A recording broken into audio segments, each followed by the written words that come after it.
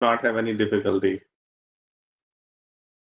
And at 7:20, okay, let me see if I can paste the message again for the people who came late in the chat box. Mr. Ajitesh is saying there is no link here.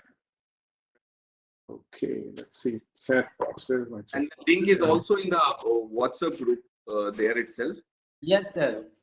So maybe we have more attendees, only like the information should pass. Yeah, the number of attendees are going up, 72 now.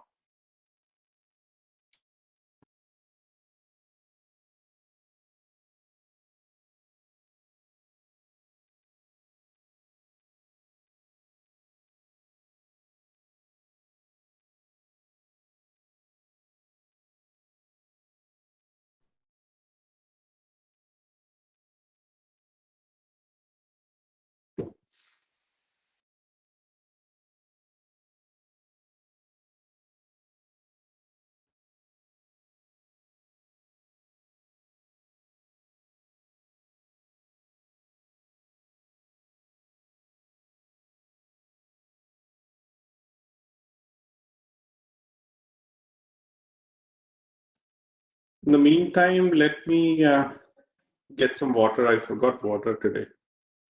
Yeah, please. Okay, sir.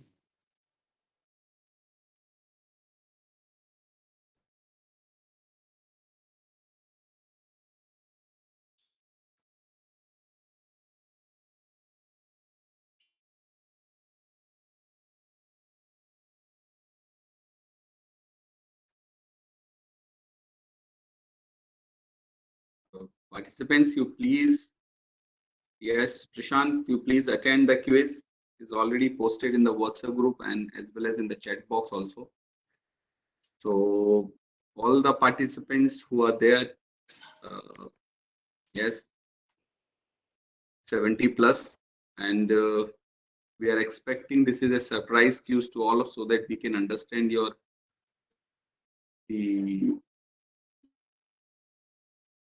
the actually like where you are. So it's a surprise quiz, and so by when we are supposed to submit, like only 7 minutes are left because we have started at 7:40 and it's 10 minutes.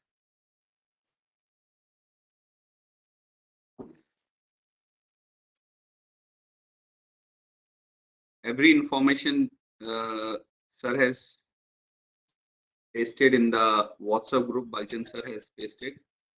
So here also we are doing.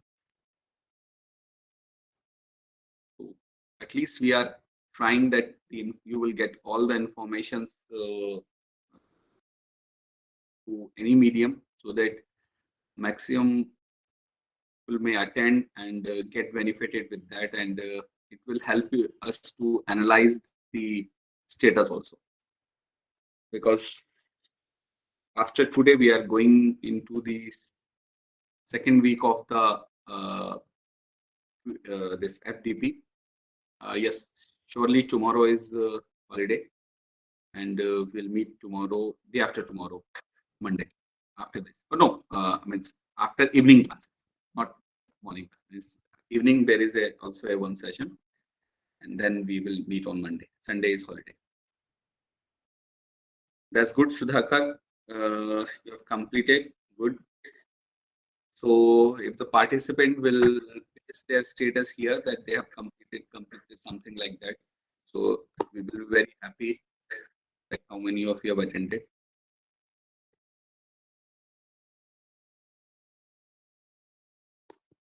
Mr. Paul also said that option, select the following option statement, FDP on AL. Option is not available, but here in my, here is available, I think.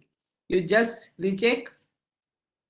Yes, it's a Rohit sir has given responses we got is 27 till now. Correct. 28 now. Yes. So it's still 4 minutes left Good, good, good. Can you please repost the link? Surely we will post the link once again.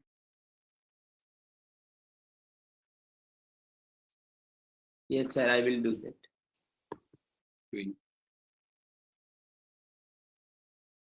Yes, Swarnlatha, we have posted the link in the WhatsApp group. Now you have only 4 minutes to attempt that. Attempt and finish that. Okay. Srishti Soumya submitted and got 50 out of 50 score. Oh, wow. How you know about this? Bachchan sir? Yes, sir, 50 and out of 50. Srishti Soumya. They wrote it in the chat box. Yes, sir, they wrote in chat box. Completed, good. So Rohit sir has made a very easy quiz in that sense. I'm not.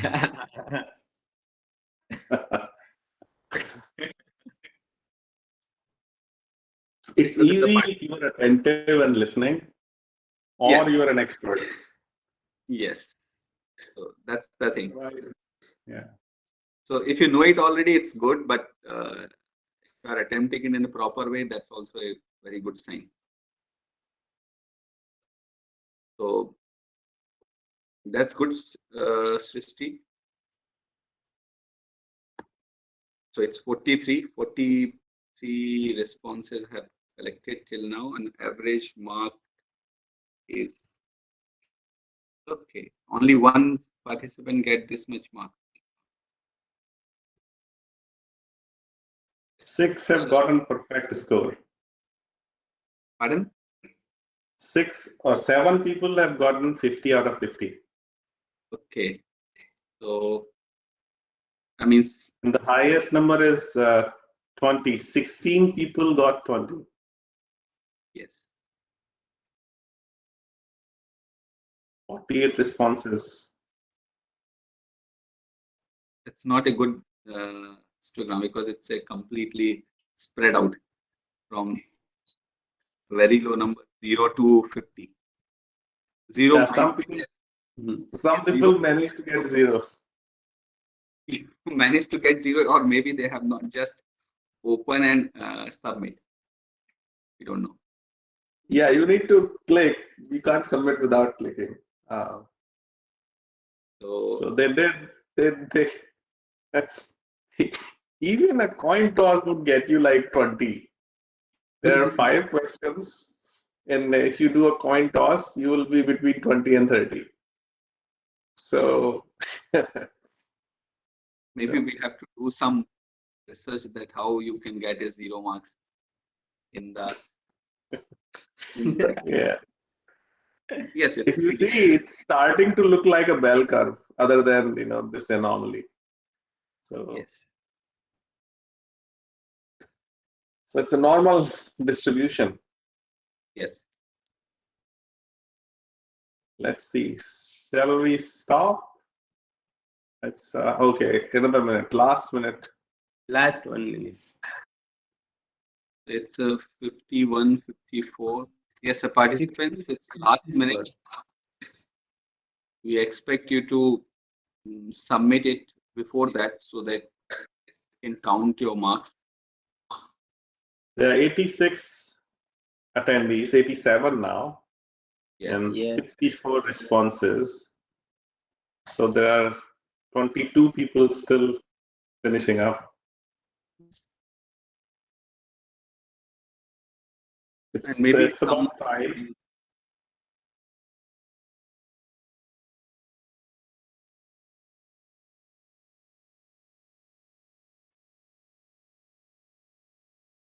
$68.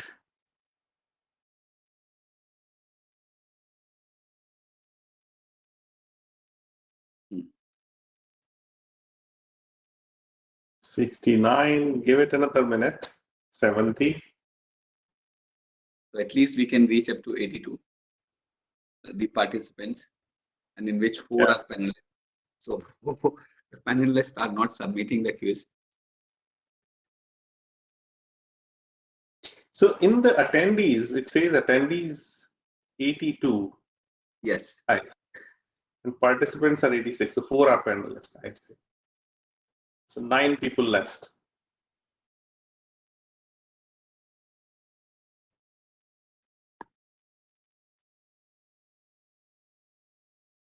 Okay, let's give it another minute and then we'll close it once crosses 75. Come on, guys. 73. 2 more. Yes. 73 responses. So 7 are still 7. 4. 74. Okay, 1 more.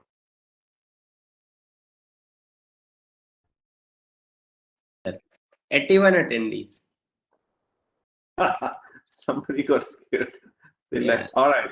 So let's discuss the questions themselves, right? What type of algorithm is popular with So news? still you are, Rohit, still you are accepting the responses? Shall we stop?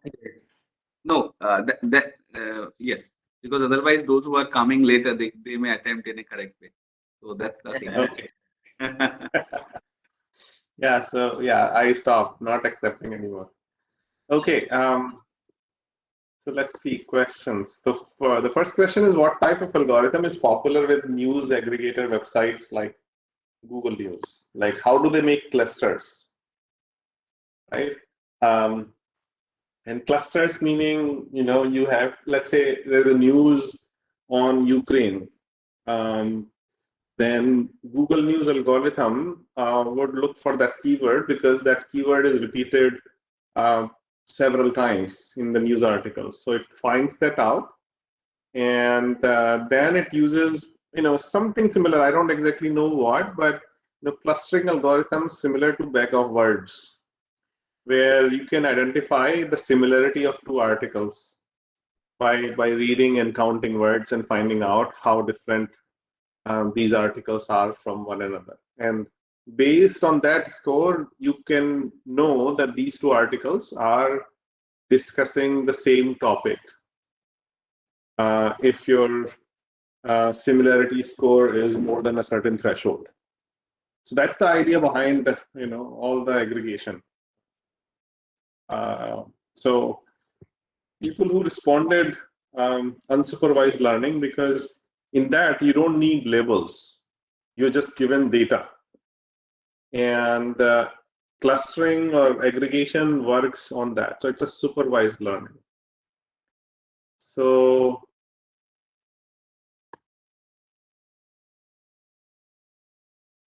okay, so 27 people actually answered that correctly.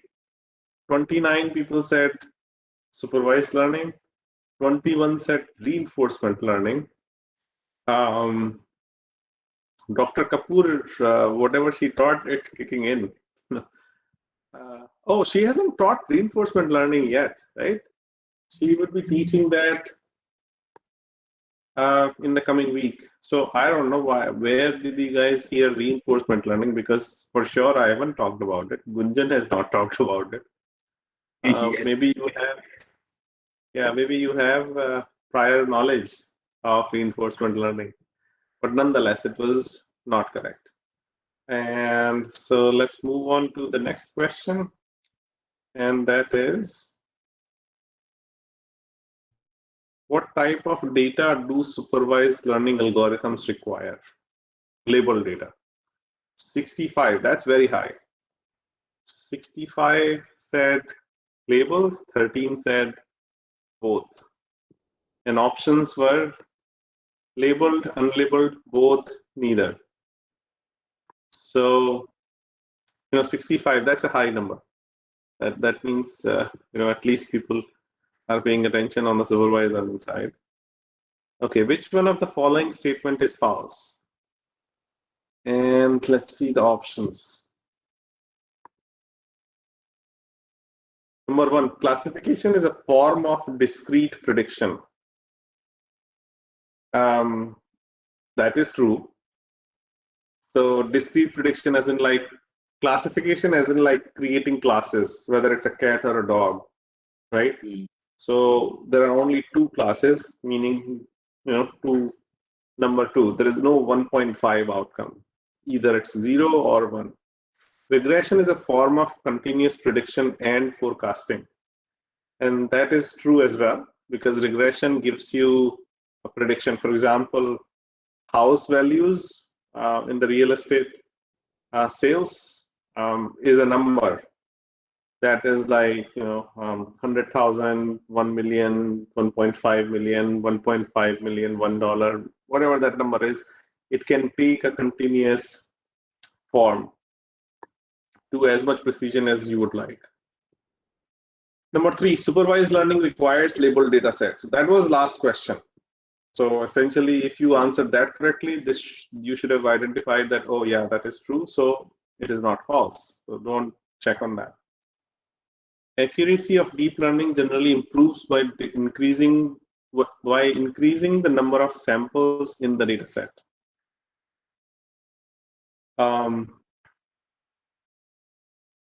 And that is correct as well. I am going to cover that in the next lecture, and I'll talk about why. It's a slightly deeper conversation, but if you know, that's good. And which one of the following is false? None of the above is the answer, because all 4 are true.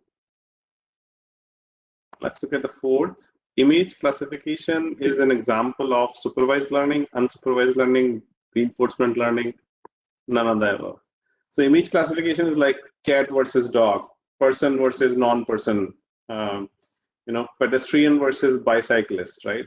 So that's basically you're labeling the image. What does this image have? And so if it requires label, it must be supervised learning. So that is supervised learning. So 49 is a good number. 49 people said supervised learning, 18 said unsupervised, 9 said reinforcement, and 2 said another. I think these 2 guys must be the guys who got 0. For sure. Yes. So move on to the 5th one. Okay. Select the output of the following statement: FDB on AI and ML for IoT and -1 in brackets. So the answer to that is, if you paid attention to what Gunjan was teaching, -1 starts from the end, and this is an array of characters. So if you take that, T is the last one. So the answer is T. 38 people said T, 14 said invalid syntax, -1, 11, 0, 7, null 6, letter 0, 1, and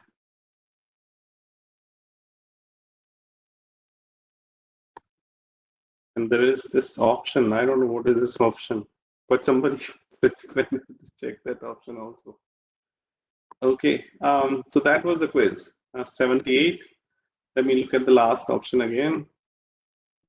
None of the above. This is none of the above. Okay. All right, so that was the quiz. Now let's move on to our lecture.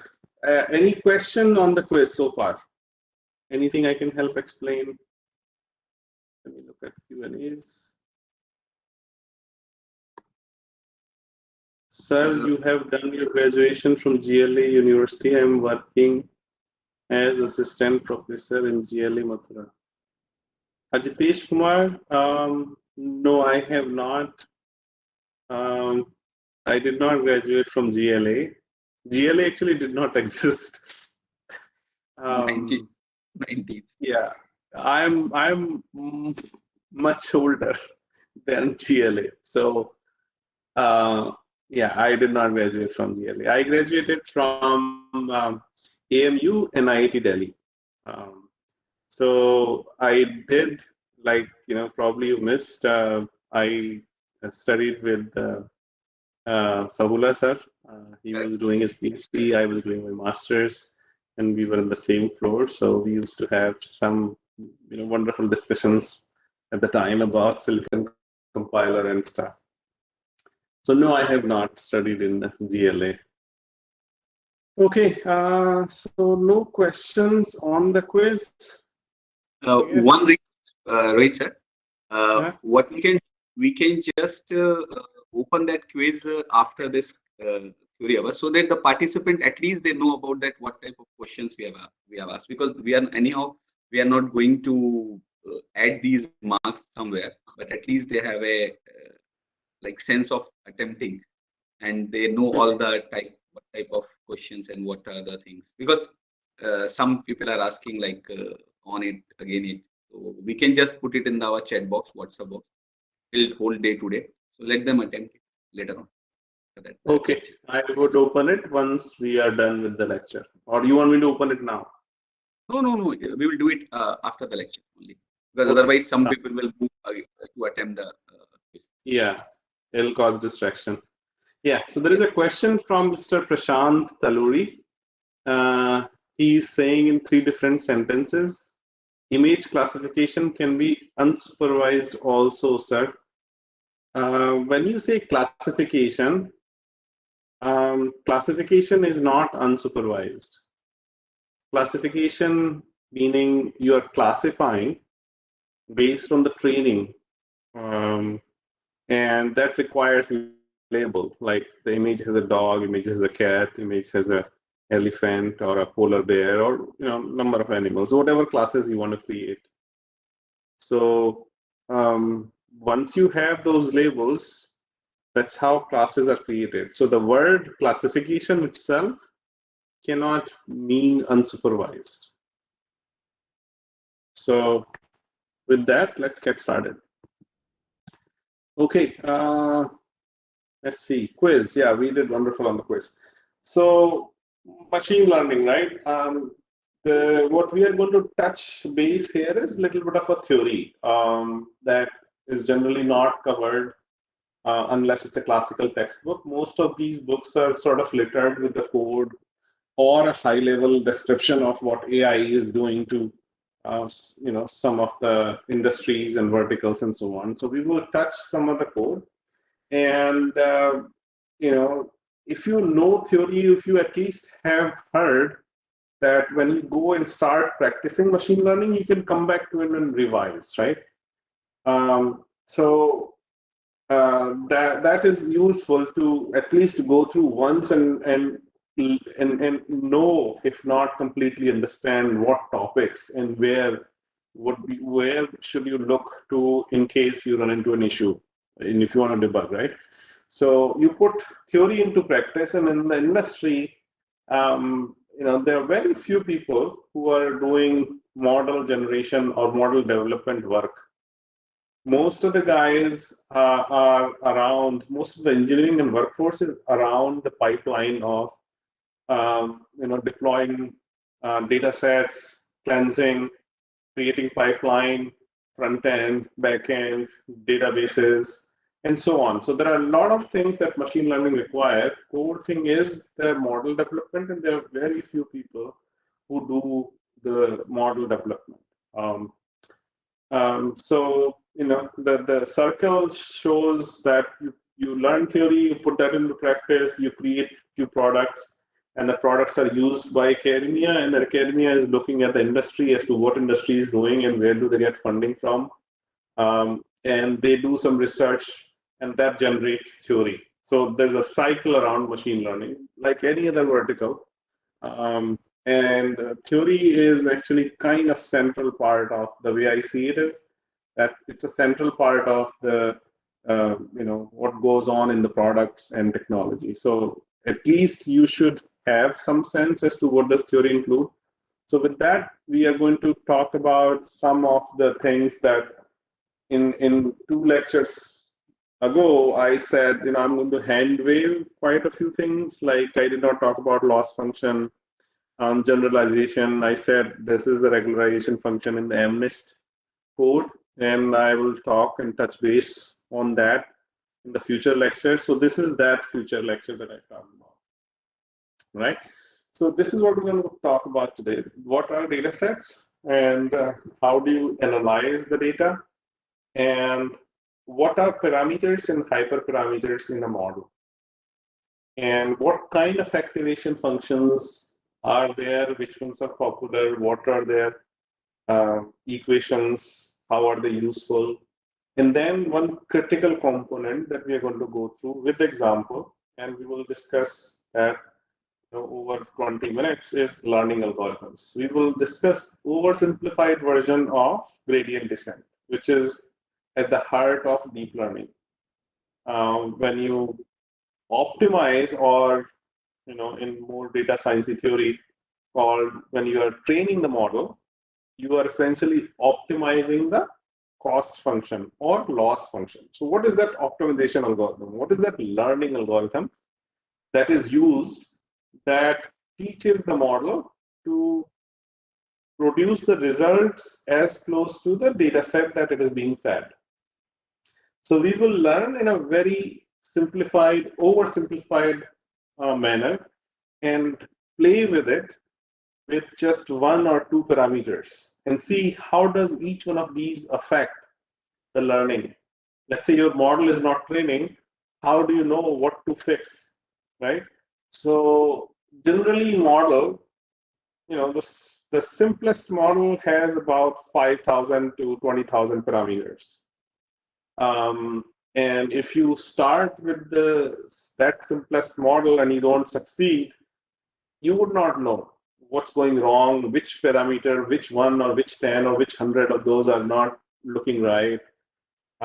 Where do you attack? There are several possibilities and you kind of will feel lost if you start from that large of a problem set.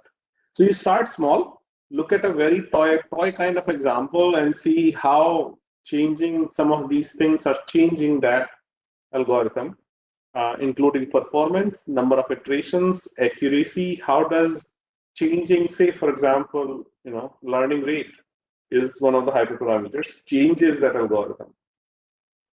So we'll talk about that in detail, yet at a very superficial level with a toy example. And then we'll talk about loss function, accuracy, generalization, and regularization. So, and then of course dropout.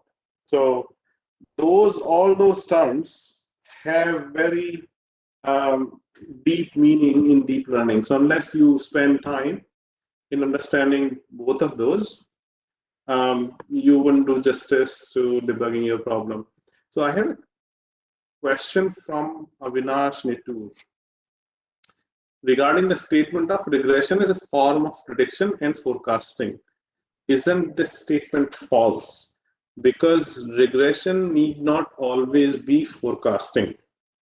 It could also be prediction of a bounding box coordinates for localization or prediction of missing depth value. Missing depth value in depth completion, application, etc. So couldn't the statement regression is a form of prediction or forecasting being the operative word? So it could also, okay, so Avinash, you're saying could also be prediction of bounding box coordinates or localization or prediction of missing depth values in depth completion. So I think you're objecting to the word and in that statement. Regression is a form of prediction and forecasting. So you're saying both of them don't have to be true necessarily. One of them is good enough. It's a wordplay. I mean, prediction is usually forecasting if you put the time element to it, right? So if you are talking about an event that's going to happen tomorrow, that's forecasting. And you're predicting that event, right? Because that's also sort of, you don't have the information, you're predicting that this is what it is, right? Now, if something that has already happened in the past and you're withholding the information, then also prediction comes in the play, right? So,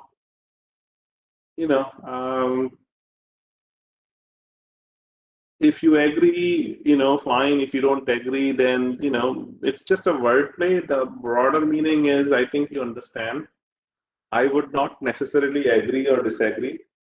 but it's a fair point nonetheless. With that, let's move on.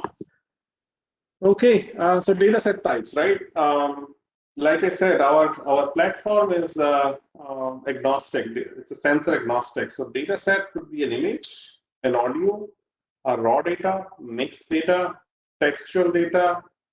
It could be the data from accelerometer, gyroscope, your speedometer, magnetometer, you know, temperature sensor, and there are over 1,000 different types of sensors: gas flow sensor, measure sensor, light sensor, IR sensor, depth sensor, you name it. And all of these sensors, they produce data.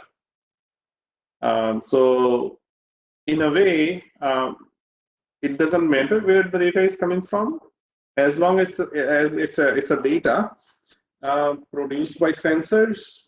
It can form a data set, and you can combine different types. For example, you can combine image and audio together, or video and audio together, right?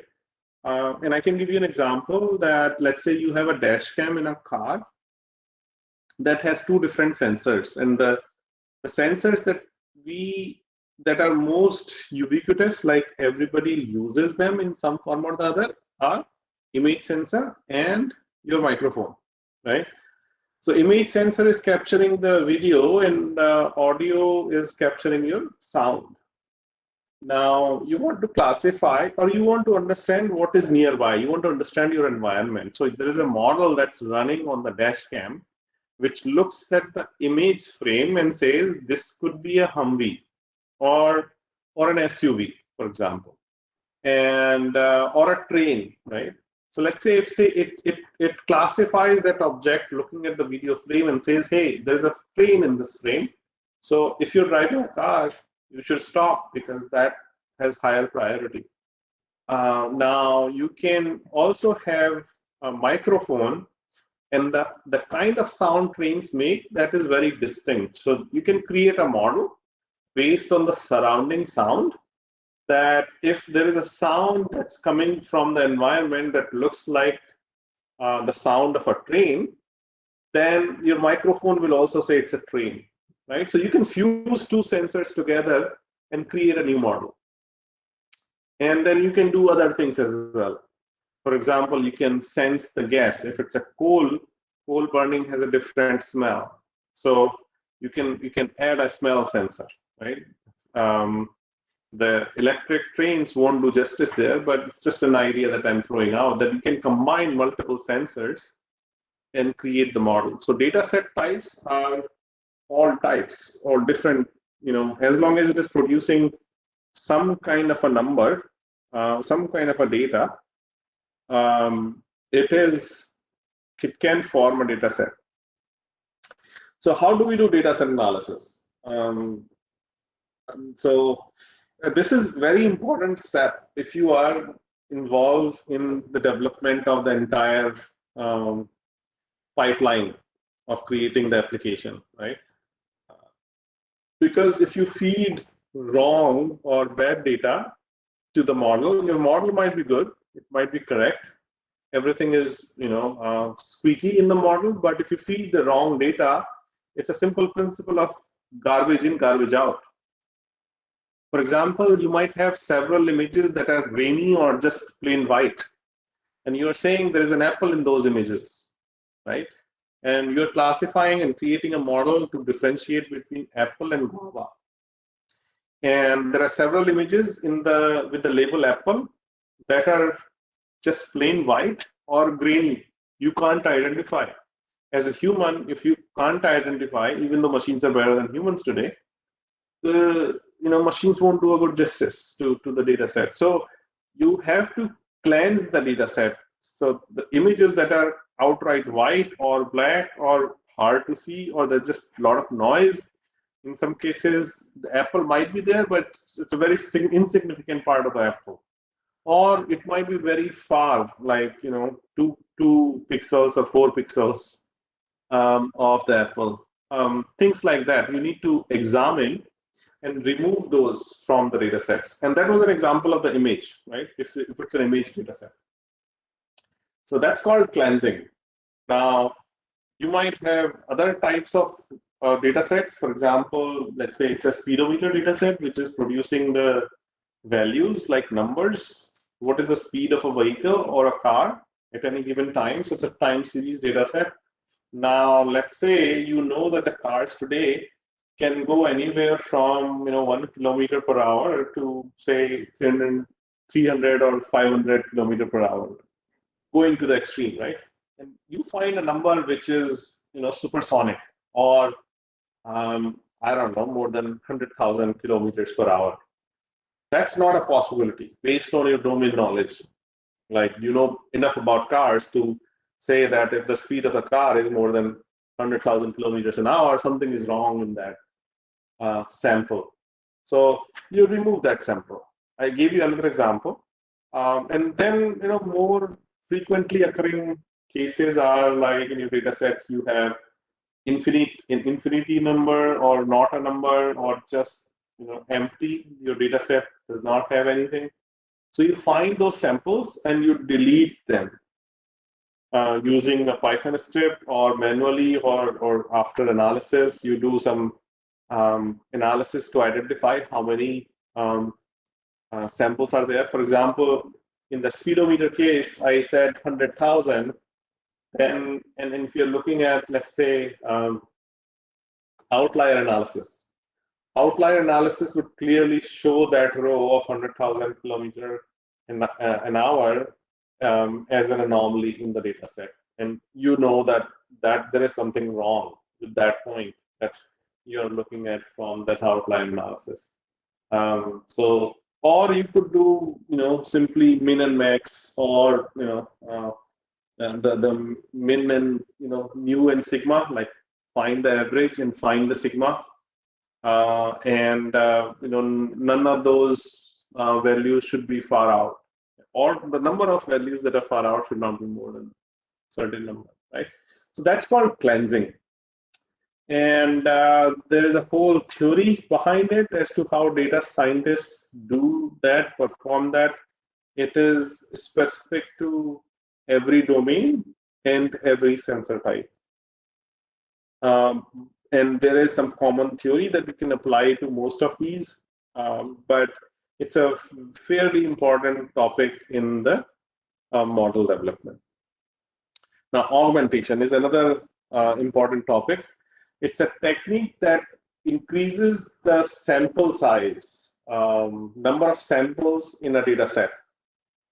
So let's say if you want to classify, let's say MNIST example, right? We saw that there are 60,000 images. We took 50,000 for training, 10,000 for testing. And instead of 60,000 in 10 classes, let's say you had 500 images. 50 image for each digit, and you want to run the classification on that data set. Now, in deep learning, for 10 classes, 500 images are not enough. You have to have significantly high number of images, and that high number, I would start with, generally 2,000 per class is a reasonable starting rule. And there are a lot of exceptions to that. And it's hard. The question is hard to answer. But if I have to answer, I would answer it. Let's start with 2,000 samples per class. If you're doing classification, and if you're doing regression, the more the merrier, based on what kind of accuracy are you looking for, and how many features do you have. Then you can sort of say 100 to 500 or 100 to 2,000 labels per class. So that's that. So augmentation comes in handy if your number of data sets, number of samples in the data set are lower than a certain threshold. And by augmenting, meaning, for example, if you have an image of a chair, right? Chair is generally, in the right position. But if you, put it upside down, it is still a chair. So you could do image processing on the, on the images, like rotation, flipping, distorting, adding noise, resizing, shifting, zooming, etc. Right? So and for every sensor type you have, or every data set type, you have different augmentation algorithms that are applicable. The deeper you go in the vertical type, like if you're looking at motion sensors like gyroscope, accelerometer, speedometer, they produce time series data of the some kind of a motion. So they have different algorithms. So there is a question from Prashant Kaluri. What percentage of data set should be taken for training DL algorithm? I think the question he's asking, what percentage of data set should be, yeah, no, this is the right question. For training, I think, so what Prashant is asking is, let's say you have 10,000 samples for, say, 5 classes, then how would you divide that data set of 10,000 samples into training data set and testing data set? So that percentage typically differs from use case to use case, model to model. Accepted ratio is 10 to 30% of the data set should be reserved for testing. So, like for example, in our MNIST case, we took 10,000, which was about 16.66% of 60,000 images as our test data set. So the number is typically 10 to 30, but it could be more or less depending on the type of data set and type of problem. Those are rare cases. 10 to 30 is a good number. Okay, so remember cleansing and augmentation. Now, exploration, right? So I mostly discussed how manually you identify what are the bad samples. You can also use, there are a lot of exploration techniques that can be used to identify if there is something wrong, there are bad samples in the data sets or not. And you can use mu, which is a mean average of the feature in the data set, or you could use sigma, which is measure of spread, right? And or you could use norm. Norm is again the distance between two features. So the value of the entire sample could be a norm. For example, if you have a vector, the formula for a vector is essentially, if you have, let's say, n features in a vector, x1 to xn, then square of those features, summation, and then you take the square root. So to give you an example, let's say if you have 2 features and they are 4 and 3, the norm would be 5, because 4 square is 16, 3 square is 9, 16 plus 9, 25, square root is 5, and that's the norm. And there are different kind of norms. There are several. I just gave you a very simple example of norm used in vector algebra. So what does data set looks like, right? So this is a wire resistance data set that we got from a very large company back in 2015. This is on I think 14 nanometer. It was a VLSI data set of the wires that run in the very small chip. So these are generally in microns, and so these are wires that are running on the chip. So if you see, that is your data set for a wire, for electric wire that is routed on the chip. So you see the numbers, the values are in the microns or sub-microns. So wire length is in microns, a few microns, and width is in sub-microns, like 0.1 micron, 0.07 micron, 0.09 micron, and so on, right? And then they are measured with respect to the temperature. What is their temperature at the time the resistance was measured? And now we know from our high school physics that if it's a metal wire, the resistance depends on length, width, and temperature, right? There was a formula that I still remember. Resistance of a wire is rho L by A, right? And here you don't have A, but you have width. And the reason is the depth of the wire is constant across all the wires. So you can assume anything. It's a multiplier essentially. With that means it's a constant. So that does not affect the resistance. And that's why, you know, somebody figured that out, that in the entire chip, the depth of the wire is always same. There is no point measuring it because then it will become like a wire depth, you know, 0.1 micron in all, you know, 220 million rows. There is no point keeping that data because it's not changing. The resistance is changing. So the idea of this data set is essentially to label the resistance. So it's a regression problem where we can have the resistance as the label, and the features are wire length, wire width, and temperature. Now, if I give you 3 new numbers, wire length, wire width, and temperature, and you have a trained model on the basis of this data set, you can apply that model with these 3 features or these 3 values and give me the resistance.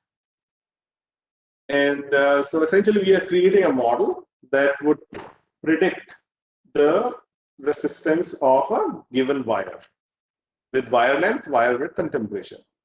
So this is what the data set would look like for an electric wire data set. Now you can perform some of these analysis right here on this data set. So for example, count is 10,000.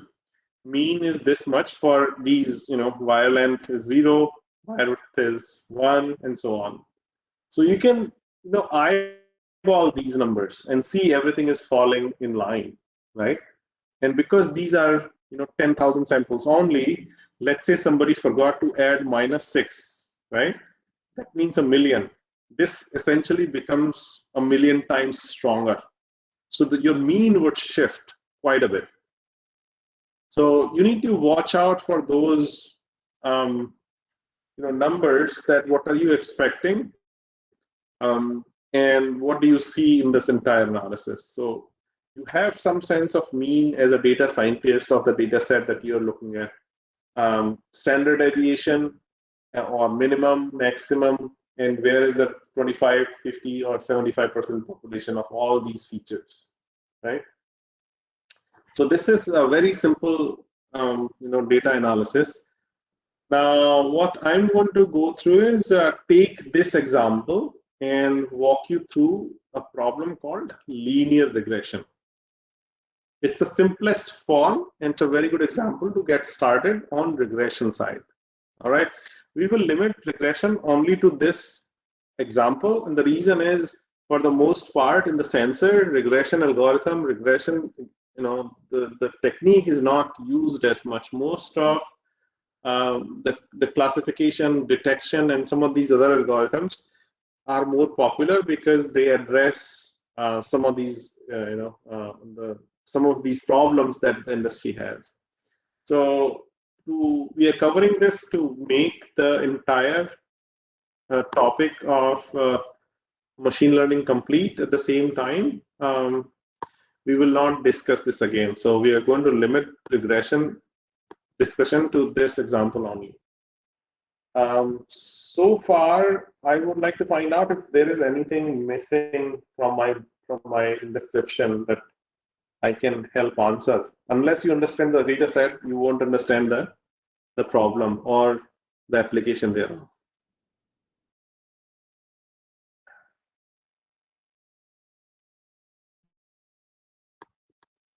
Okay. Can I have machine learning books and references for beginners for more understanding of the concept? Yeah, sure. I actually have that, Dr. Nagar.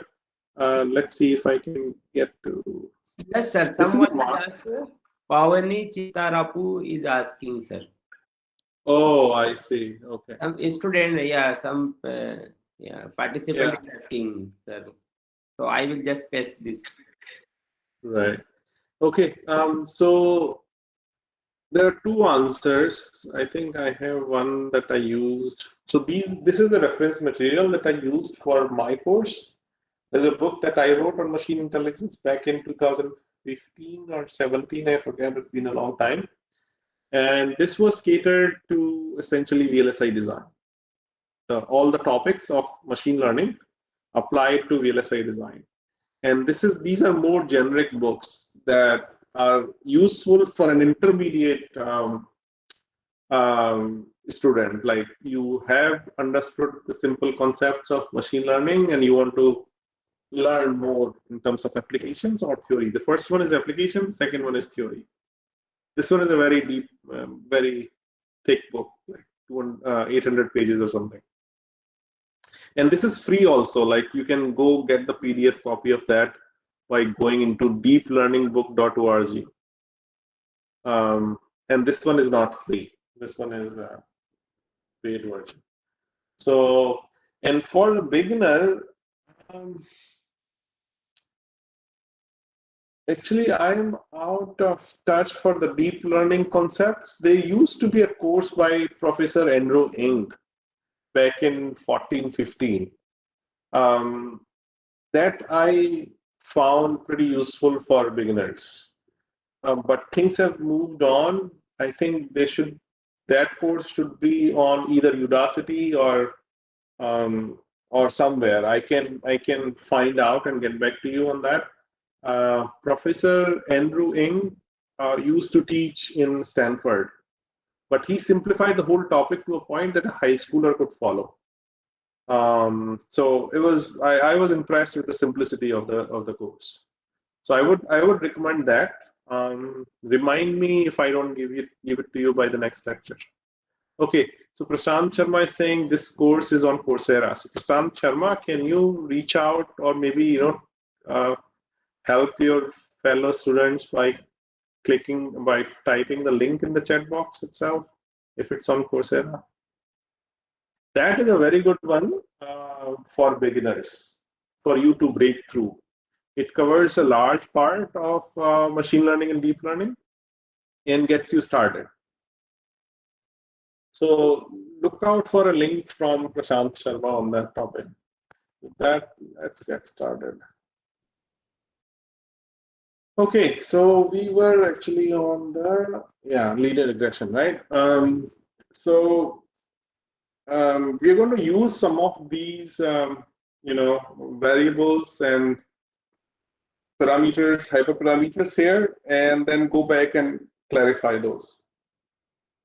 So again, this is linear regression with one variable, only one. This is the simplest you could have in terms of solving a problem or creating a model with machine learning model with using linear regression, right? Now, let me repeat. The problem we are solving is, let's say you are given a wire. Right? These are very long wires, not used in the chip, but these are electric wires. So if you are given an electric wire, and let's say you are given one parameter, either length, width, or temperature, and you are also given the labels, which are resistance, the value of resistance. Create a model so that if I feed you wire length again to that model, it can tell me the approximate resistance, right? So it's a prediction of resistance, what we are developing here. Given the wire length, predict the resistance of the wire, okay?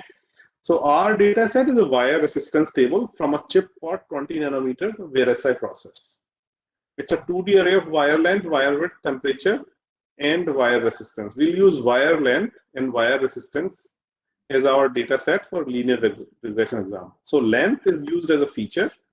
This is your length, and the value is resistance, right? That's our data set. We are showing column 2 and column 3 for the sake of completeness, but they are not used in our problem formulation. Is that clear? Okay, let me repeat again.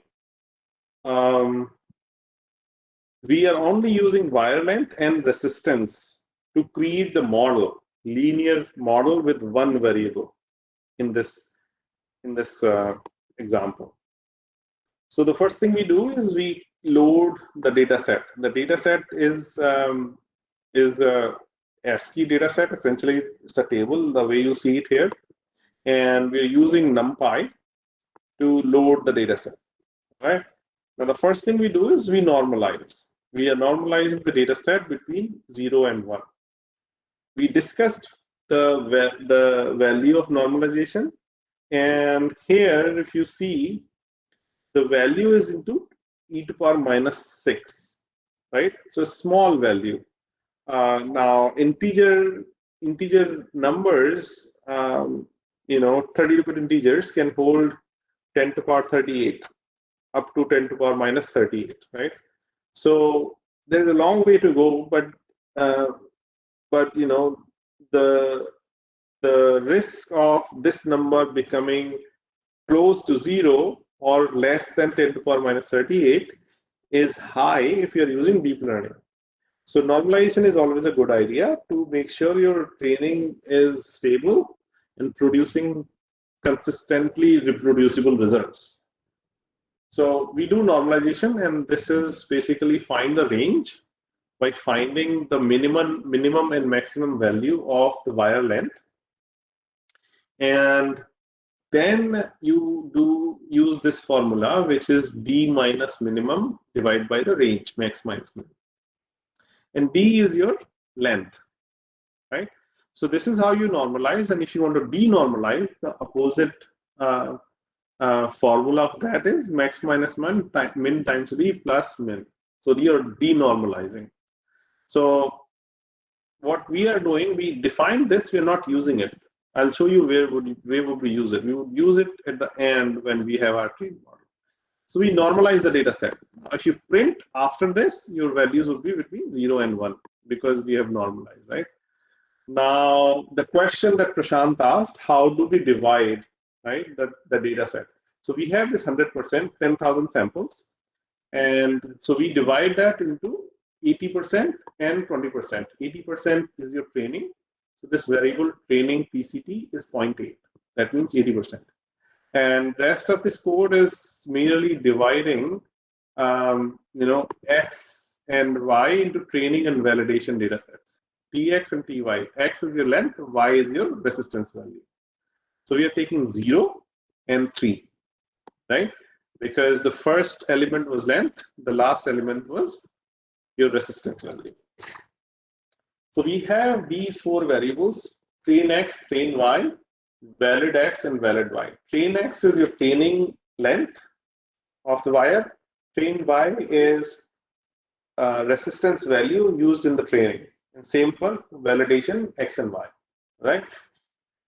So now we have the data set for training. And this was done long time ago, and we're using TensorFlow. So remember, I talked about placeholders and variables, right, in the TensorFlow introduction. So we're using X and Y as placeholders because in the training, we would continuously feed the model different X and Y values and ask it to optimize so that model can learn, right? And we are starting from 0.5. This is random. This should be random initialization, but if it's not random, 0.5 is fine, which is basically a midline between 0 and 1, right? Now, the model, very important thing, right? Now, here, you see we are creating a very simple model, W times X plus V, okay? It's a simple neuron, 1 addition and 1 multiplication. So W is your length, W is your parameter, model parameter that will be trained. X is your length and B is your bias. This is machine learning model, so we have to hypothesize the model here. And because we said it's going to be linear, this is our linear model. You should understand that this model in deep learning is changed by a neural network. Here, we are simplifying this whole thing. So we are taking oversimplified approach and saying linear regression with one variable. And so where is the variable? This X is a variable, which is length, right? We are saying we have two model parameters, W and B. And we will train the model so that we would know the value of W and B for the data set that we provide. Is that clear? I want to make sure that the term parameter W and B is clear in the context of this simple model, W times X plus B. So this is our model. If it was a deep learning model, we would be specifying layers and several of these options for max pool, convolution, and so on and so forth. We don't have it here. What we have is a very simple linear model.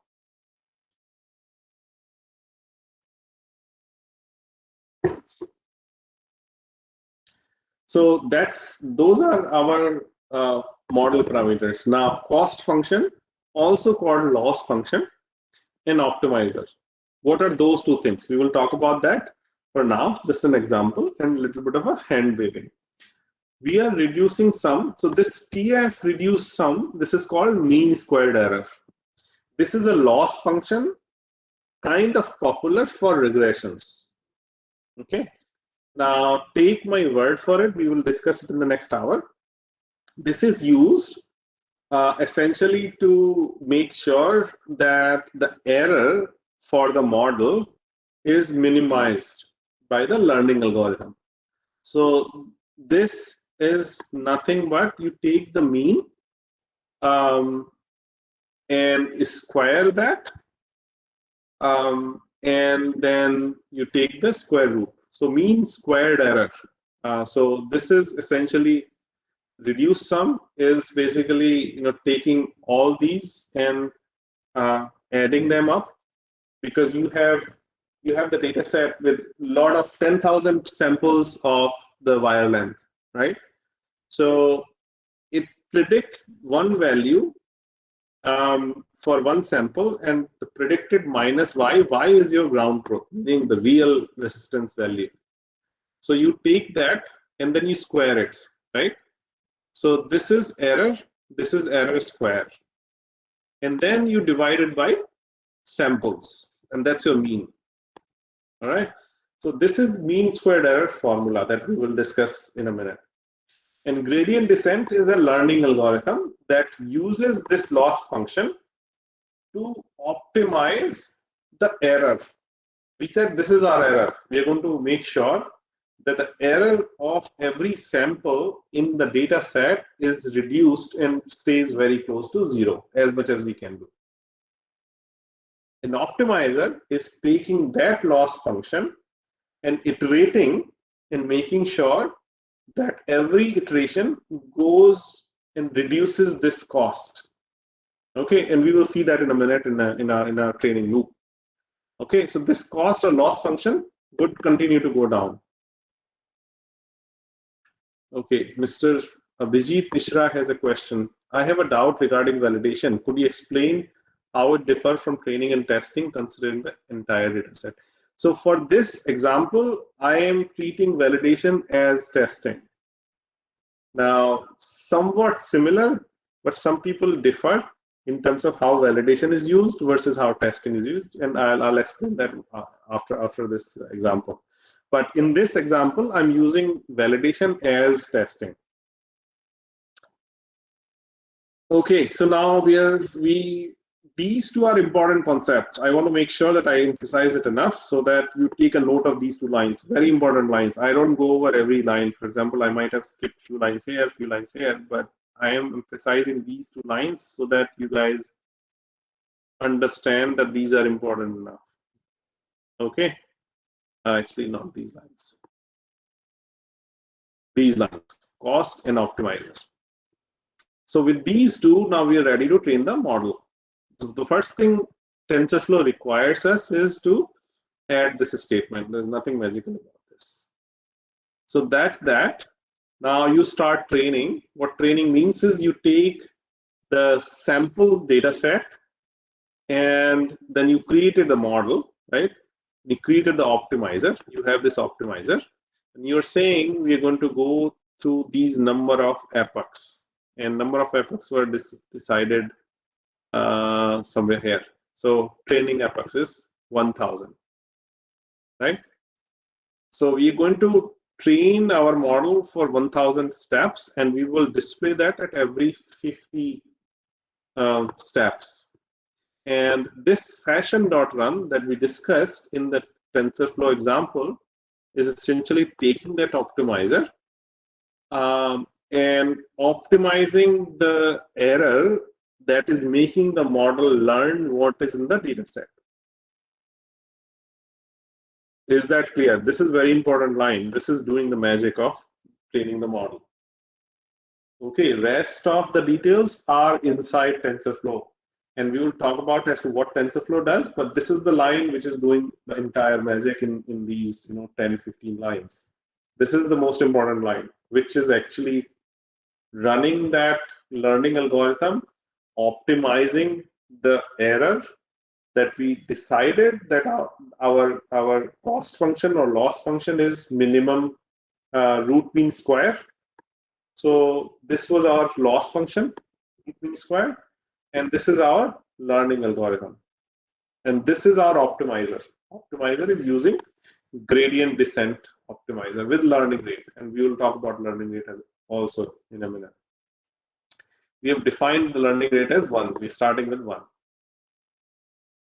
Okay, so these three things should be clear. That optimizer has the learning algorithm as well as the cost function, and that's how we define an optimizer. So optimizer is running the learning algorithm with a cost function to minimize it, right? So this is a minimize function. So now you train the model. Rest of it is just printing. Now you see, I talked about the cost, right? Now you see here, the cost should go down from every iteration to every iteration. So 50th epoch, it is this number. It is continuously going down at a very small rate, but nonetheless, it is going down. Okay, and when it's stops going down, you can either force finish it, or you can say once the cost stops improving, then TensorFlow can stop automatically, right? But we did that. Now our training cost at the end of training was 0.0011, and same for the validation error. Validation error was even smaller. So this is our training. Now we denormalize the model, because remember, when we trained the model, we trained it on the normalized data set. Now in the real life, people are not going to normalize and give us. They're going to give us the real life numbers, which would be the microns and so on. It won't be 0 to 1, it will be very, very small number. So we can denormalize the model itself. So here we are denormalizing the model. So now this model we can train, you can feed the numbers from the real life and get the value. This step is not required in deep learning. This is only for this linear regression. So now we are plotting. Remember, this is a linear model, right? So there would be a line. Now we are saying, let's see how our model looks with respect to all the numbers we have. So red is your training data. Blue is your validation data. ठीक है, हाँ. Achan sir, please mute your mic. Sorry, sir. Okay, thank you. It's okay. So now we are looking at the model. So this line is our model, because we said linear regression with one variable, right? So that's our model. It has to be a line, whether it's a parallel line with what kind of slope. Slope is essentially what the learning is, right, in the model. So this is our line. Now you see all the data, including training and validation, is around this. Now, if you compute the error, root mean square error, which is the formula that we just described above. Right here. Oh, where is it? Root mean squared. It should be somewhere here. Uh-oh. This is your root mean squared error, right? This is the formula. Now, if you apply this formula on this model, I can guarantee that you cannot come up with a better line if it's a regression with one variable. Okay, so this is the best we could do with the linear model. Now, you might say that, hey, this point has a very high error, right? But it's not reducing the error or bringing the error down to zero for every point. For example, here, this training data has a very high error. If you see, it's close to 500, but if you see it on the line, it is barely more than 100, like 120 or something. So that's a very high error for this particular sample. Now, that's acceptable. Why? Because it has to look at all these 10,000 samples or 8,000 samples that we provided in the training, and then it has to reduce the error for all of those combined, not just one. So it said, okay, in this case, 400% error is fine because I'm optimizing for these other 7,800 points, which are very close. So this line is good. All right. So that's what learning algorithm does. Now, in the rest of the code, I'm only predicting the value. So actual resistance is this, and predicted resistance was 64. Actual is 52. 72 versus 83. 70 versus 52. So there is an error, plus minus 10%. In some cases, 38, 39%. Now, why is that? Is that acceptable? Can we do better? You bet, we can do better. Now, why it is high? Because we only considered length as a feature. Now, if you add width and temperature, this would become better. It'll be very close to zero. Okay, so that's the reason. And now I'm doing rest of the analysis on the model. And so far, the training error of all the samples is within minus 100% to 80%. And validation error is also similar. So that was the example of linear regression. It's as simple as I could make with one variable, one feature, and one label. You can't go less than that. So that was the regression. Any question I can help answer. But before I do that, let me take a break.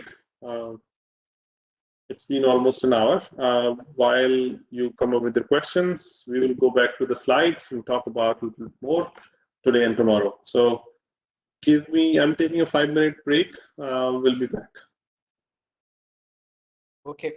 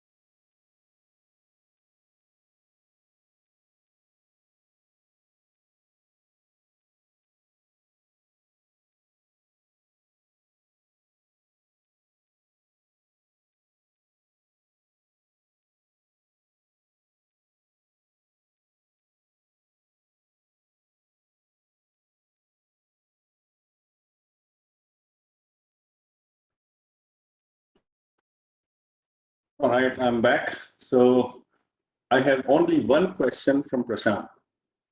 So it must be really clear. I mean, if I give you guys a quiz on predicting resistance, then you should be able to do that in a minute or so.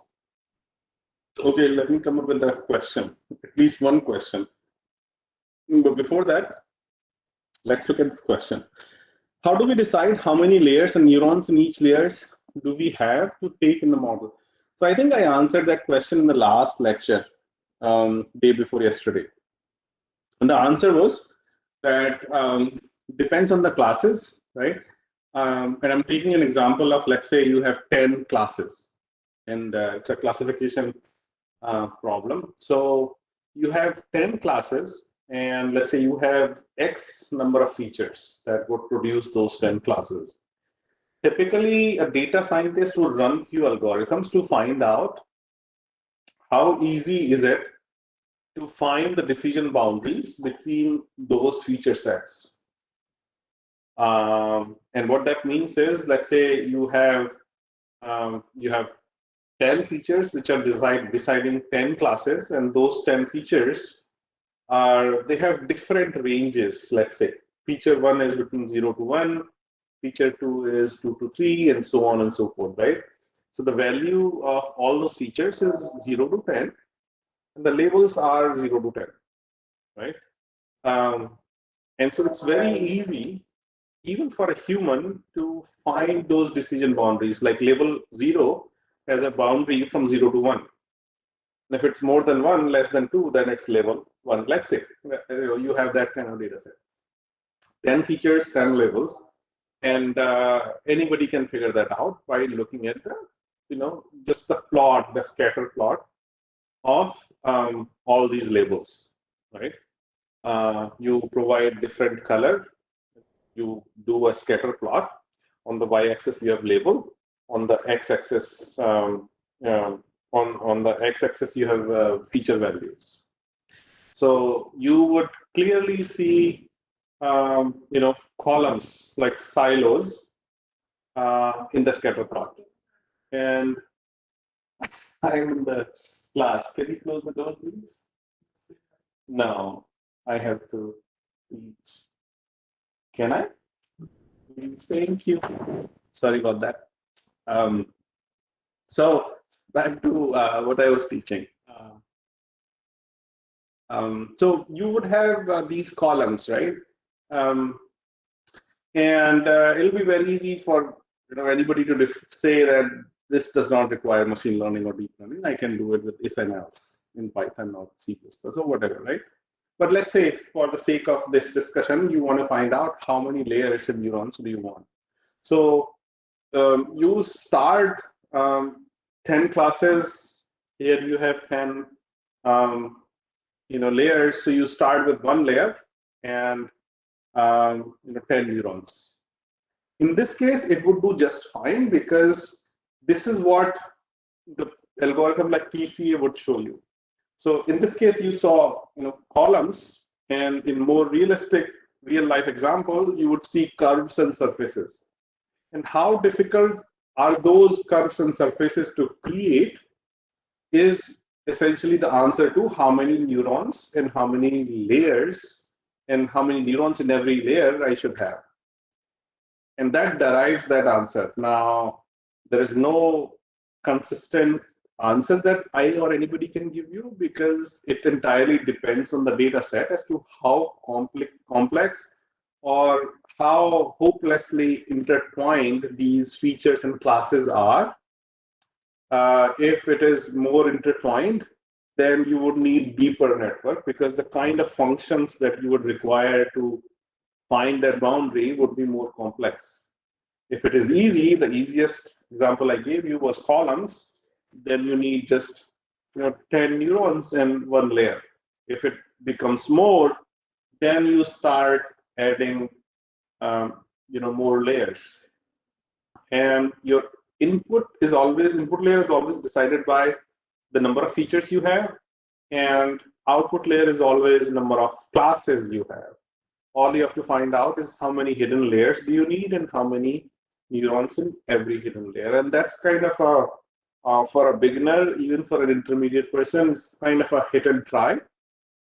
If it's an image example, let's say MNIST, I would start with 5 layers and go down, increase the depth of the channel, and downsample the height and width on every layer, and add a fully connected layer or a global layer at the end, and a softmax at the end, and that's your convolution neural network. That's typically how you would go. So that was that answer, right? Now more explanation on EDA. I already explained the scatter plot, right? In the question that Prashant asked, that you can use scatter plot to find out whether these are correlated or these are different labels that are easy to find the decision boundary of.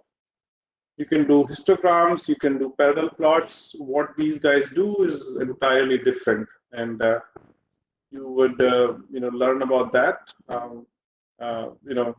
You can search the internet and you can learn more about that. But there are a lot of other analysis, data analysis algorithms. And this is a good one that I generally use. It's called PSNI. It's a relatively modern algorithm to find how easy is it to find the decision boundary. Now here in this case, I am sort of plotting the data set of circuit cells. Every color you have here is a different color for every label. And so you see, this bunch is easy to classify because you can find a boundary, but all of these cells are kind of intertwined. All of these clusters, there is no one clear boundary, and that's where deep learning starts to help. Let's talk about normalization, right? We talked about that 2 lectures ago, where we need to reduce the numbers so that the numbers don't go beyond 1, beyond the capacity of the machine. So that's that. Now, there are 3 popular formulas of normalization. We already saw shift scaling in our regression example. And so that we already used that was shift scaling. The other form of scaling and bringing these numbers from very high values, high or very high values, from to 0 to 1 or -1 to 1, depending on the formulas you use. Let me get some water. Let me take a minute. I'll be back.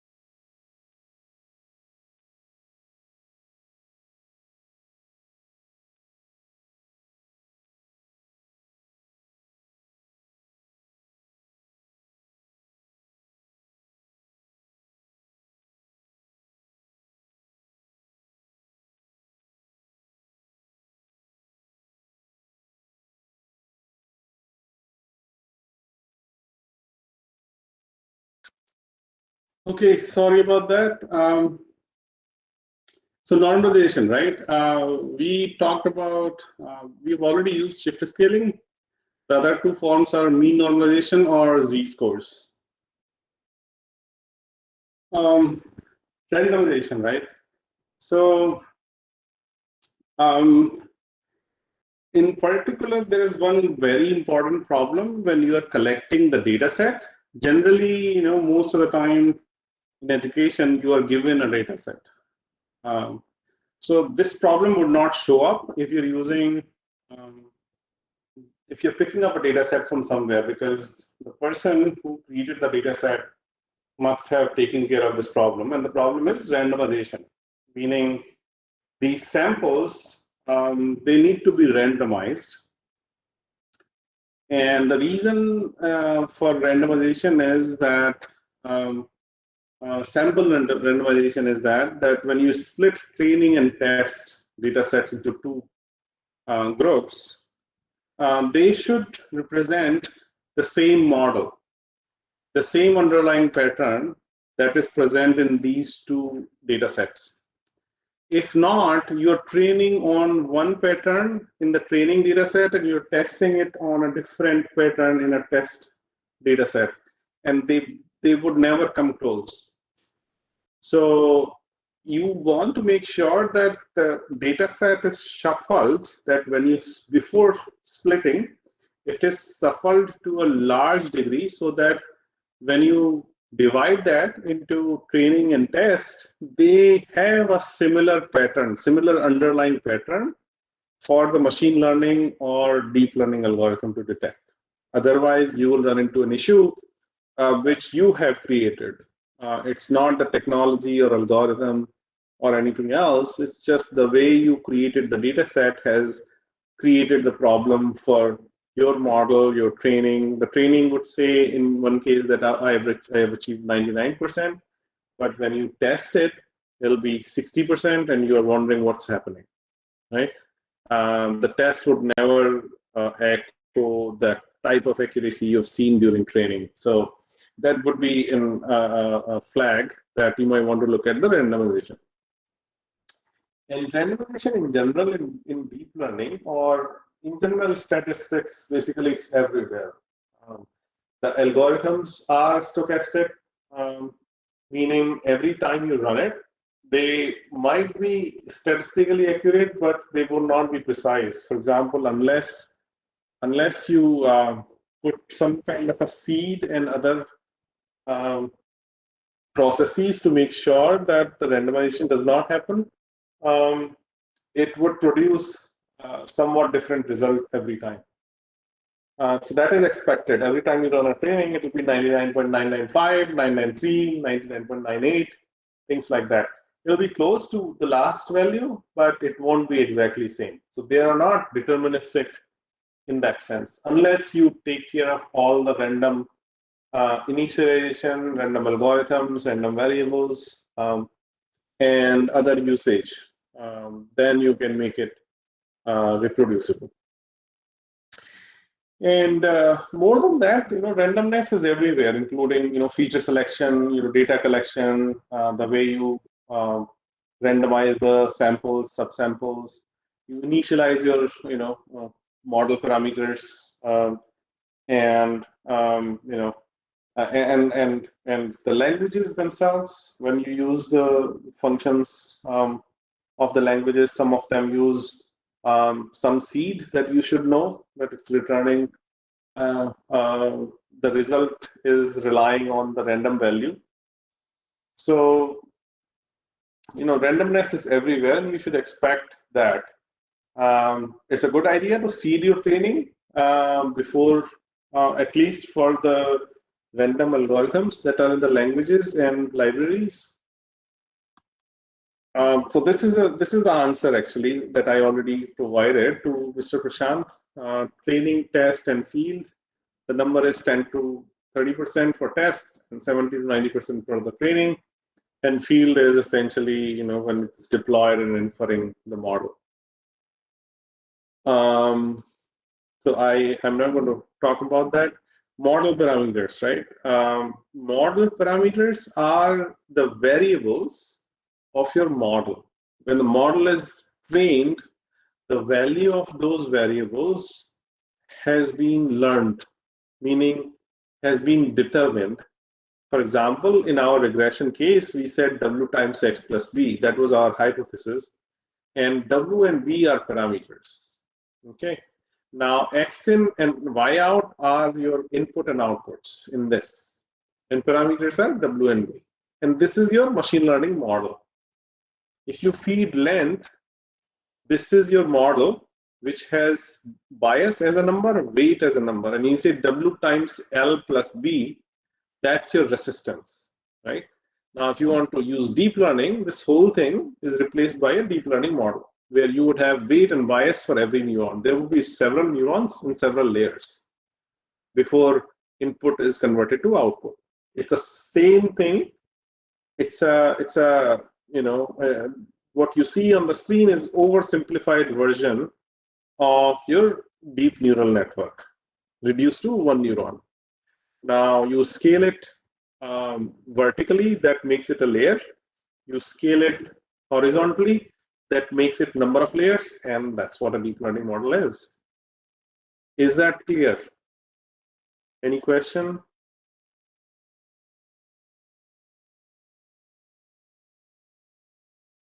Okay, I have a couple of questions. One is from Dinesh. Which is better for predict cyber attack, deep learning or machine learning? Cyber attack prediction, again, you have to specify what is the data set. What are you relying on?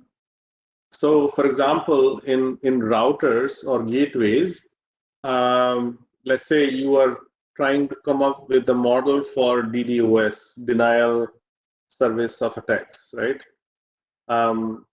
That depends on the traffic, number of other parameters.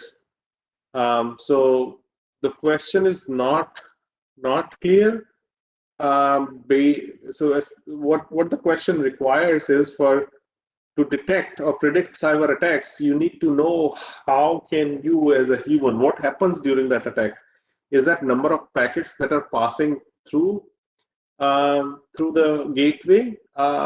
Or is that the number of packets that are denied service, they go through the roof during that attack? What happens? What does the attack mean? And specify the feature set in the data set. And then, possibly, you can answer that question. Question by itself is not complete. Which algorithm would be helpful where depends on the features and the data set itself. And another question from Lavanya. I'm having a data sets of two different circuits and number of features are equal, but the rows mismatch is present. Number of features are equal, but rows mismatch is present. How can I go for augmenting the data to make them equal? Okay, two different circuits, not circuit types. There is one circuit for one data set, second circuit for second data set. Those would be two samples. I don't understand how one circuit can make a data set. Maybe I'm missing something. If you can clarify that, what is in the data set? If the features are equal, then you should not have any difficulty. The two circuits, they will have two different labels, but features are same. That means you're ready to go. How can you augment that? That has to come from the knowledge of those circuits, right? For example, if you're drawing the circuits from SPICE, let's say, which is the format for the circuit diagrams, right? You can take advantage of the fact that in a transistor, which is the basis for creating a circuit, your two nodes, which are drain and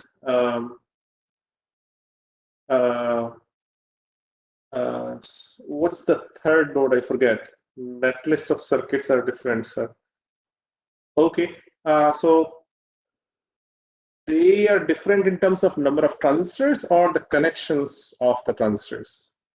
like you are drawing two amplifiers. Are they two different type of amplifiers that you want to be present in the same class? Is that what you're trying to do?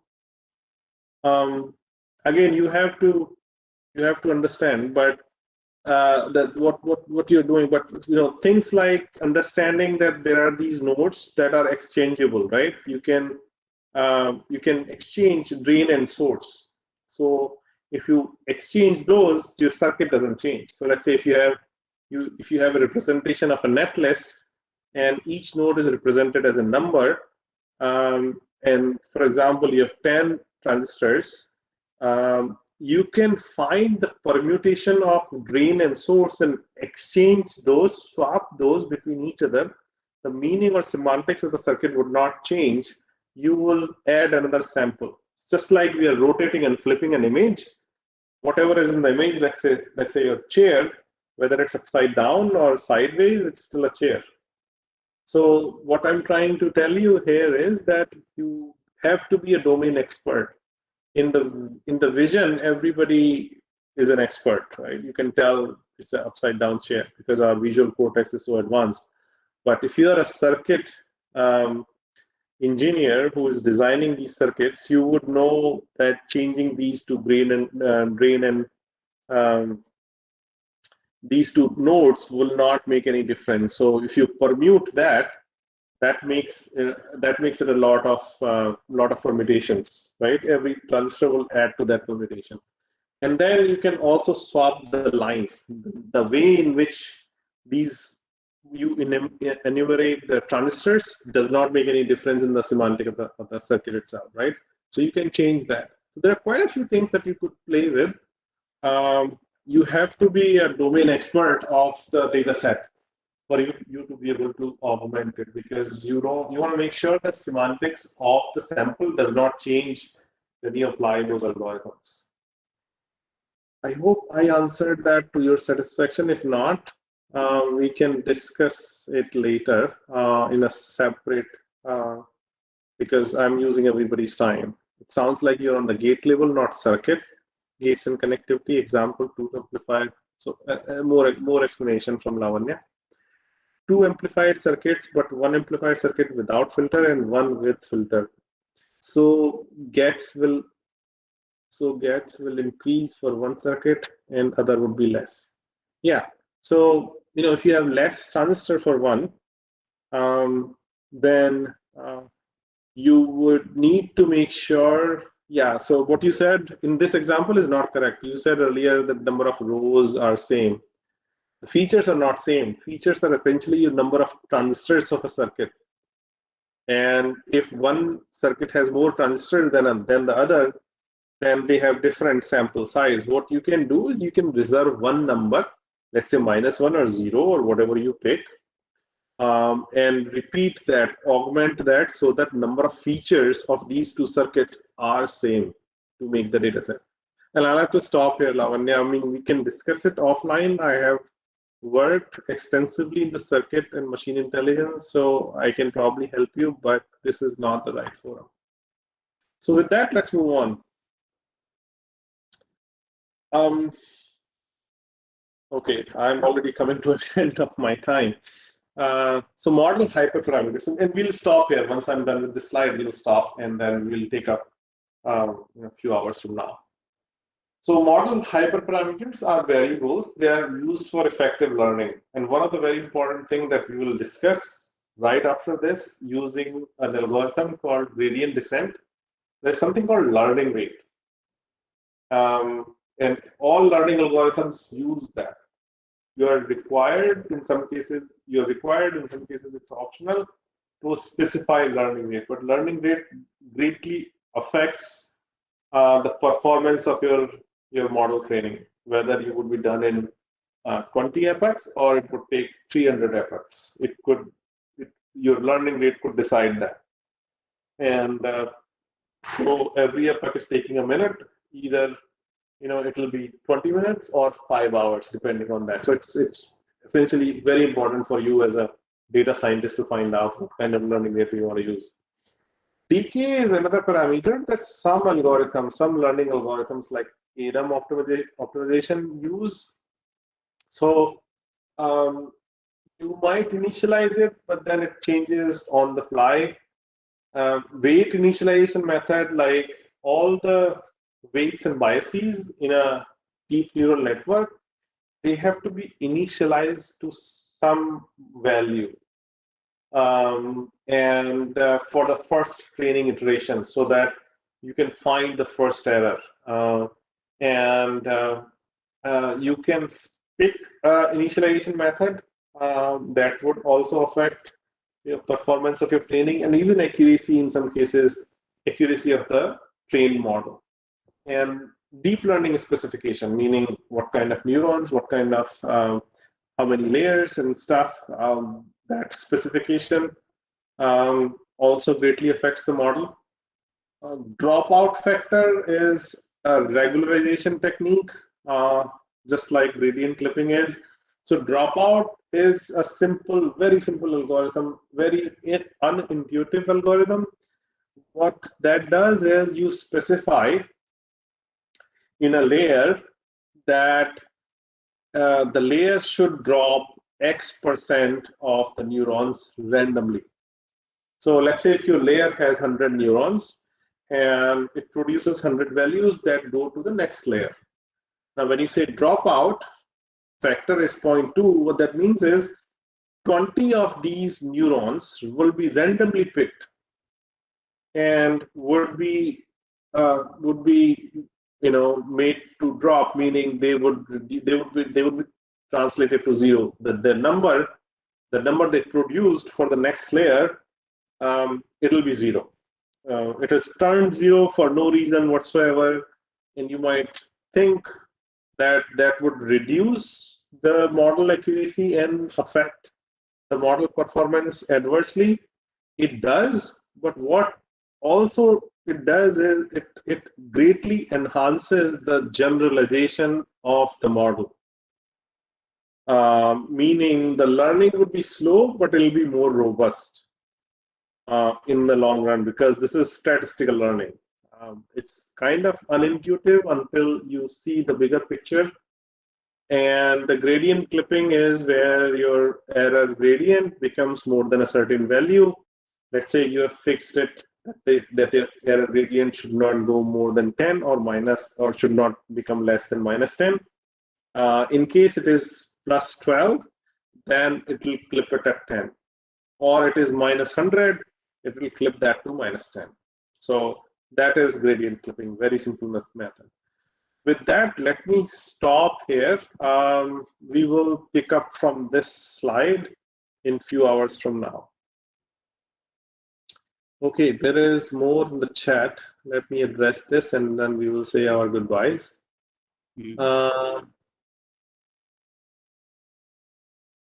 Okay, where did I cover?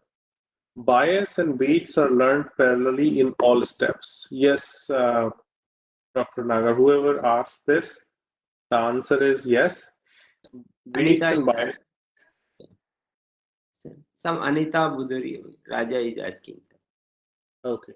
So the answer is yes, weights and biases are model parameters. They are learned in the same iteration. They change their value, and who changes the value? For deep learning, it's the learning algorithm, which is typically gradient descent, and backpropagation. Backpropagation is assigning the errors to each one of these neurons, and then the forward propagation would try and reduce that error based on the learning rate. It'll change so that the error is reduced. There is no guarantee, but statistically that happens. So weights and biases, these values are changed in every step, in every forward propagation, and that is also called learning. Slowly they are learning what value can they assume so that the entire model starts to predict the value that is reflected in the patterns in the data set. What are the differences between machine learning and deep learning model from number of neurons perspective? Which is more preferred? If you have one data set, how to choose between machine learning and deep learning?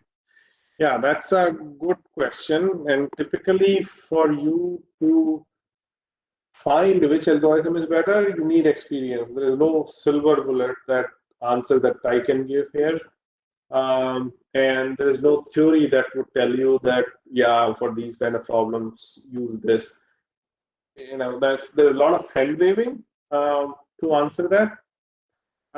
Typically, deep learning starts to shine if you have high number of data sets, a high number of samples in a data set. And typically for classes less than 20, you start with 2,000 samples per class. And there is an algorithm which is curse of dimensionality. The number of classes, every class you add requires exponentially large number of samples in the data set. So you need to be aware of that.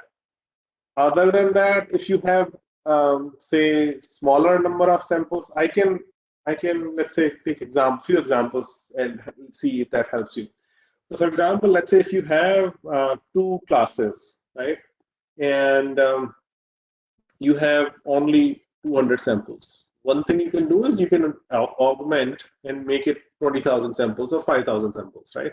If you are able to augment and convert 200 to 500, then you can use deep learning comfortably. If you use deep learning on 200 samples, you might not get good enough results. There will be a lot of machine learning algorithms that will beat deep learning right out of the box. And one of those algorithms is that works wonders on smaller samples, smaller data sets, is a support vector machine. So that is pretty good if your number of samples are lower. And then the other popular algorithms are on decision trees that also work pretty good if your number of samples in the data set are low. So in those cases, you might want to pick one or the other, but deep learning requires large number of vectors. And again, like I said, there's no one silver bullet, but there are metric that you can use. If you have, for example, samples is one metric. If you have large number of samples, deep learning probably would do a good job unless you have another algorithm that outshines it, and things like that, right?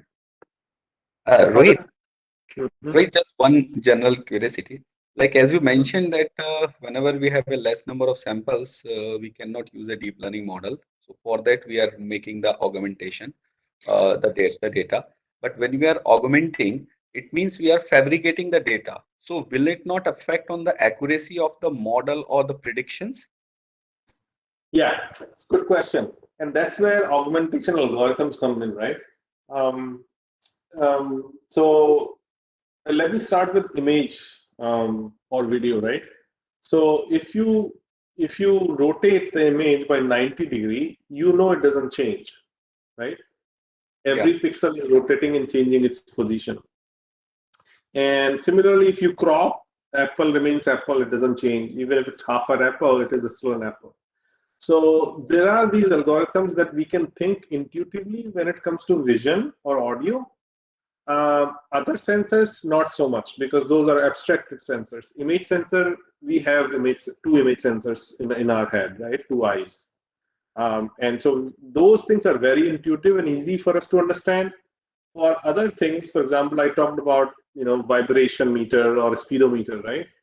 There are algorithms that domain experts have figured out that if your sensor is causing vibration within this limit, then you can add this factor and find out the next waveform which is equally probable to come out from that sensor, right? And that is supported by the theory and the physics behind that sensor. So those algorithms have their roots in other domains and other theories. For vision, we don't need much theory because everybody is an expert. For audio, everybody is an expert. But for our sensors, there are these theories that sense and create the value, and those experts have figured out what algorithms can you use. So there are a lot of those algorithms based on type of sensor and type of data that you can use all of those algorithms. They make sure that the new sample or synthetic sample you are generating is very close to the original sample. The same thing like, when you do it in the wireless communication for the channel modeling, and because right now we don't have as much so much data, because whenever we are coming for 5G or something, when we go for a channel modeling and all, we don't have data much. So the people are suggesting for going for a fabricated data through the reinforcement learning and all. So I mean, as a learner, I'm confused with that. So probably in the next few lectures when the reinforcement learning will do, so maybe I can correlate it with something with that. But that's a because the people are going into deeper into the channel modeling and predictions, and so that we can make the resources to be optimized while communication. So the people are doing in that way, but I'm confused a little bit. So Yeah. Like I said, the 5G expert. I have a friend who works for NEC. He is in the 5G standard committee, and also the specification for 6G is out, right? So he's been working in that domain for almost 20 plus years. And so let's say if I had any question, I'll reach out to him and say, okay, my channel looks like this. How can I create more data? And he would know because he actually knows the specification by heart. Then he can sort of give you pointers that if you change these particular things in this manner, then it should be channel. The channel characteristics should not change from this to that. So you need those kind of experts. And eventually these augmentation algorithms, they come from the experts. They who know these topics by heart. so like if you can help me just to means help me to introduce him or something, I Sure, will absolutely. thank you. Yeah, Thank you. remind me once this lecture is done. Yes. I can help you. Yeah, connect. I'll connect you to him. Okay. Let's see. What are the differences? Okay. Another question from Vijit Mishra. What are the differences between machine learning and deep learning model from number of neurons perspective? Which one is more preferred? I think I already answered that. Yeah. Randomize. Okay. The other comment from Anita Budhiraja is randomization is also to avoid overfitting. Yeah, so I use the term generalization, right? If your model has generalized well, that means it is not overfitting. And randomization of samples is essentially to address the generalization. So if the data sets are representative of each other, meaning they have generalized well, and they represent the same underlying pattern, then it won't be it won't be overfitting or underfitting for that matter. So yes, I agree with Anita. That is correct. And rest is another comment for Andrew Ng's course. And with that, thank you guys. Thank you so much. That's my time. Yeah. We'll see you So my tomorrow and your evening. yes, surely. Thank you, Rohit, and for this wonderful lecture. And thank you, and have a great sleep ahead. And thank you all the participants to be here. And we'll meet in the evening at sharp 8 p.m. so that we can enjoy the next lectures from him. So thank you, Balchan sir. Thank you, Rohit, and thank you all the participants who are attending here this lecture. Thank you. Thank you, sir. Good day, guys.